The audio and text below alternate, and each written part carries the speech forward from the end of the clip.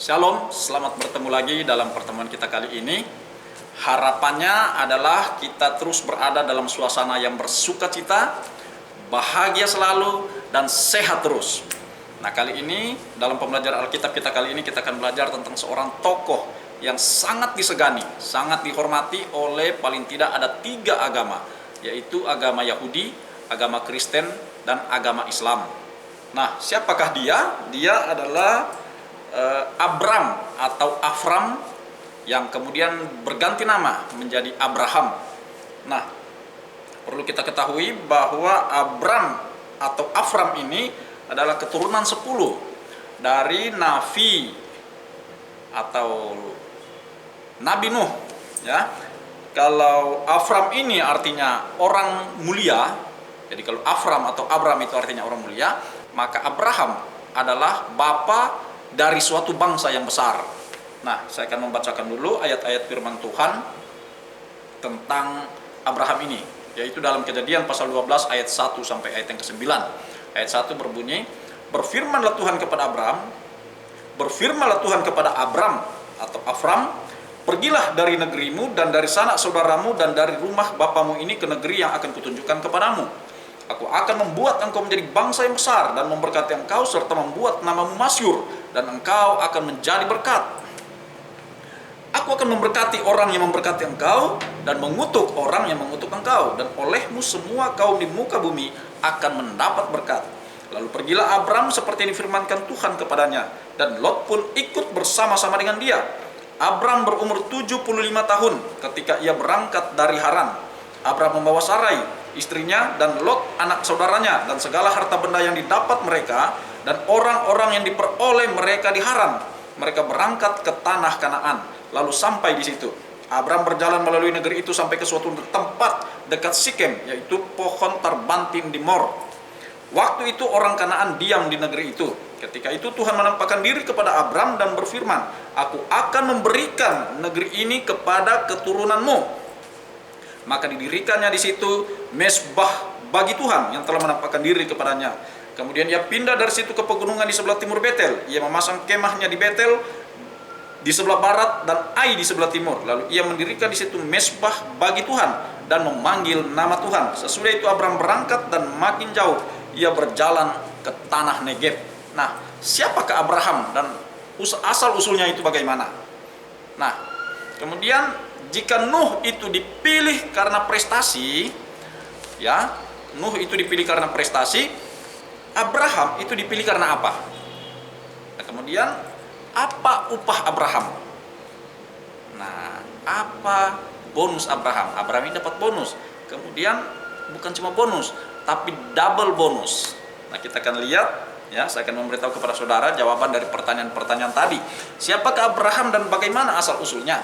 Nah, sebelumnya Abram atau Afram itu dalam Kejadian pasal 11 ayat 25 sampai pasal 17 ayat 5 itu di sana cerita tentang Afram yang belum berganti nama, karena pada pasal 17 ayat 5 di sana dia berganti nama dari Afram menjadi Abram, ya. Pergantiannya itu yaitu pada ayat pasal 17 ayat 5, yaitu karena itu namamu bukan lagi Abram melainkan Abraham, karena engkau telah kutetapkan menjadi bapa sejumlah besar bangsa. Jadi dibahas dulu beberapa pasal, kurang lebih ada 6 pasal namanya Afram atau Abram, ya. Pada dari pasal 11 sampai pada pasal 17 ayat 5 baru berganti nama jadi Abraham. Ternyata ganti nama itu sudah dari zaman dulu, bukan baru zaman sekarang, ya. Nah, Abraham bapak bangsa yang besar atau bapak banyak bangsa. Abraham itu suami daripada Sarai. Suami daripada Sarai. Dalam Kejadian pasal 11 ayat 29, di sana Abraham itu anaknya Terah, cucu Nahor. Jadi papanya Abraham itu Terah, papanya Terah itu adalah Nahor. Itu mereka adalah keturunan Sem, itu jelas ditulis dalam pasal 11 ayat 25 sampai ayat yang ke-17. Nah, mereka itu adalah leluhur bangsa Yahudi dan bangsa-bangsa lain. Abraham itu leluhur bangsa Yahudi dan bangsa-bangsa lain.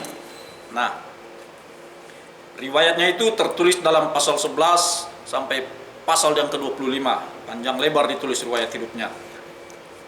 Abraham itu pindah dari Ur atau Hur, ya, dari Ur atau Hur di Kasdim, ya, Ur atau Hur di Kasdim itu kemudian pindah ke Haran.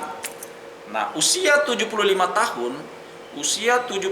tahun Abraham atau Avram mendapat panggilan Tuhan. Nah, jadi Bapak Ibu tidak usah berkecil hati, ya. Avram atau Abraham itu dipanggil pada usia ke-75 tahun. Jadi kalau Anda masih berusia belum 70 tahun, jangan menyerah, jangan terus kalah dengan mitos-mitos orang tua, karena Abraham sendiri pun dipanggil Tuhan pada usia 75 tahun di Haran, ya. Kemudian dari Haran kemudian mereka berangkat ke tanah Kanaan. Jika Nuh dipilih karena prestasi, maka Abraham dipilih karena apa? Ya, dari sekian banyak manusia, kenapa Abraham yang dipilih? Sudah banyak. Waktu zaman Abraham itu manusia sudah banyak, ya. Yang dipilih ada Abraham. Nah, orang bertanya-tanya, kenapa dia dipilih? Kenapa yang lain tidak? Jawabannya itu cuma satu. Pemilihan Abraham itu adalah kedaulatan Allah. Allah berdaulat, mau panggil siapa saja. Mau panggil saudara, mau panggil saya, itu adalah kedaulatan Tuhan. Tetapi respon manusia, ya, respon manusia itu, nah sekali lagi, respon manusia itulah yang menentukan cepat atau lambat proses dia dalam memenuhi panggilan Tuhan. Jadi kalau Allah berdaulat untuk memanggil siapa saja yang dikehendakinya, maka orang tersebut, ya, karena kita diciptakan bukan robot, bukan menjadi robot, kita diciptakan sebagai manusia yang diberi dengan akal budi, maka kita juga diberikan kebebasan untuk merespon dengan cara kita, dengan akal budi yang ada sama kita. Kalau respon kita cepat, proses kita cepat. Respon kita lambat, prosesnya pun lambat. Kalau lari, nah ada nanti contoh dalam Alkitab, orang yang lari dari panggilan Tuhan. Nah itu nanti dia berurusan langsung dengan Tuhan sendiri. Jadi pemilihan Abraham itu adalah murni kedaulatan Allah, ya. Allah berhak untuk memilih siapa saja yang dia kehendaki. Dan kemudian upah Abraham, Kejadian pasal 12 ayat 1, di sana berkata, pergilah dari negerimu dan dari sanak saudaramu dan dari rumah bapamu ini ke negeri yang akan kutunjukkan kepadamu.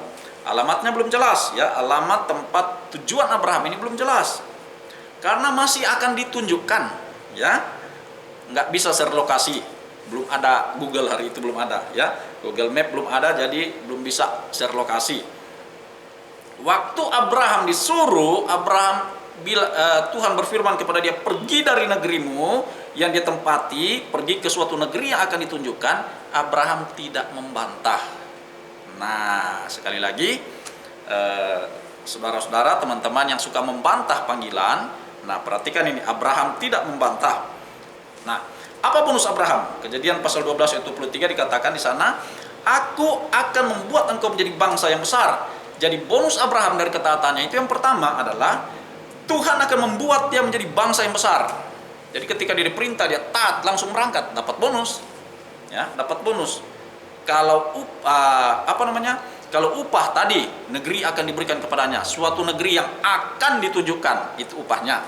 Tetapi ini adalah bonus. Tuhan akan membuat dia menjadi bangsa yang besar, ya, bangsa yang besar. Yang kedua, Tuhan akan memberkati. Kemudian yang ketiga, Tuhan akan membuat nama Abraham itu masyhur. Yang keempat, Abraham akan menjadi berkat. Yang kelima, Tuhan akan memberkati orang-orang yang memberkati Abraham dan mengutuk orang-orang yang mengutuk Abraham. Nah, kemudian yang ketujuh, olehmu semua kaum di muka bumi akan mendapat berkat. Nah, ini oleh Abraham, oleh keturunan Abraham, semua kaum di muka bumi, siapapun dari segala suku, kaum, bangsa dan bahasa, itu akan mendapat berkat oleh keturunan Abraham. Nah, kita melihat sekarang dengan kecanggihan teknologi, ya, Anda bisa cari sendiri di Google siapa saja penemunya, itu adalah keturunan Abraham. Nah, kemudian bonus-bonus yang didapatkan Abraham tadi, ternyata dia punya double bonus. Nah, apa double bonus yang dimiliki oleh Abraham? Double bonusnya adalah sahabat Allah. Abraham disebut sahabat Allah. Anda tahu sahabat? Sahabat itu lebih dari sekedar teman. Anda boleh punya teman 1000 orang, tapi sahabat mungkin Anda cuma bisa punya 1 atau 2 orang sahabat.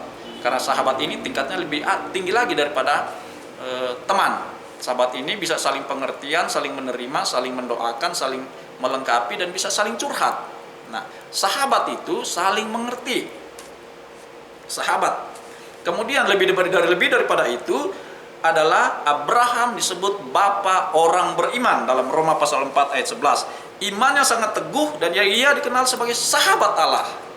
Nah, nanti ada dalam pelajaran berikutnya bukti seorang sahabat itu. Kita akan lihat. Nah, kemudian Yakobus pasal 2 ayat 23, 2 Tawarik pasal 2 ayat 10, di sana dikatakan juga bahwa Abraham itu sahabat Allah. Luar biasa. Naik derajatnya, mendapat double bonus, sahabat Allah. Kalau sahabat itu saya bisa komplain sahabat saya juga bisa komplain saya, dan saya bisa memahami dia dan bisa memenuhi komplainnya dia. Itu kalau sahabat. Saya bisa cut permintaan dia, saya juga penuhi permintaan dia, saya juga bisa membatalkan keinginan saya hanya karena seorang sahabat, permintaan seorang sahabat. Nah, kemudian kita melihat bahwa dalam Alkitab kurang lebih ada 27 Alkitab. Bukan 27 Alkitab. Kurang lebih ada 27 kitab dalam Alkitab yang menuliskan tentang Abraham. Nah, Ibrani 11 ayat 8 sampai 12 ringkasnya begini. Hidupnya menjadi teladan iman terhadap Tuhan oleh orang banyak. Nah, di dunia sekarang ini orang Yahudi, orang Israel orang Yahudi, agama Kristen dan agama Islam itu mengagungkan dia, mengagungkan Abraham, menjadikan Abraham sebagai tokoh yang terhormat dalam agama. Nah, sampai di sini dulu pembelajaran kita. Nanti kita akan sambung pada pelajaran berikutnya. Kiranya ketaatan Abraham ini akan menjadi berkat bagi kita semuanya. Sedapat mungkin kita akan meniru ketaatan Abraham. Kalau yang baik memang wajib kita tiru supaya kita pun bangkit, supaya kita pun mendapatkan bonus dan double bonus yang dimiliki oleh Abraham. Karena tidak ada yang mustahil bagi orang percaya. Jika ini ditulis dalam Alkitab, artinya saya dan saudara itu bisa untuk meneladani dan bisa juga terjadi dalam hidup kita masing-masing. Oke, Tuhan Yesus memberkati. Shalom.